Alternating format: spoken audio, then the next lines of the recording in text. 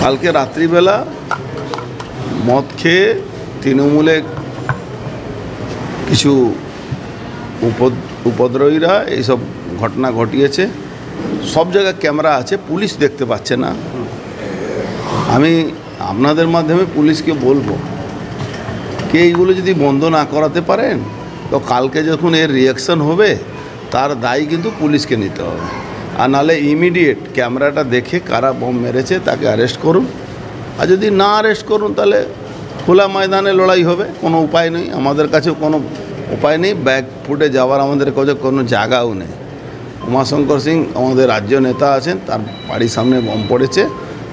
তা এতে এরা ভাবছে কি এতে কোনো লোক ভয় পাবে। এখানে ভাটপাড়া লোক ভয় পাওয়ার জন্য জন্মই নেই। তার জবাব পেয়ে যাবে। জবাবটা কিভাবে দিতে হবে সেটাও আমরা জানি। পুলিশ যদি এটা নিয়ে না এগিয়ে যায় বা না অ্যারেস্ট করে। মানে আমার বাড়ির সামনে নেই কিন্তু আছে।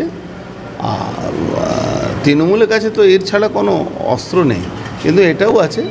যারা করছে যদি না ধরে তাহলে আমরা আমাদের ব্যবস্থা নিয়ে নেব, অসুবিধা না। ধরতে পারবেও না, পুলিশ ধরতে পারবে না, আমরা ধরে নেব, অসুবিধা নেই। পুলিশ যদি না ধরে আমরা ধরে দেব। নিষ্ক্রিয় কেন?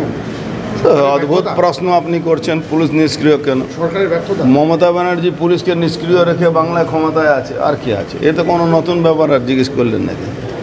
এটা তো মমতা ব্যানার্জি ক্ষমতায় থাকার জন্য পুলিশকে নিষ্ক্রিয় রাখেন।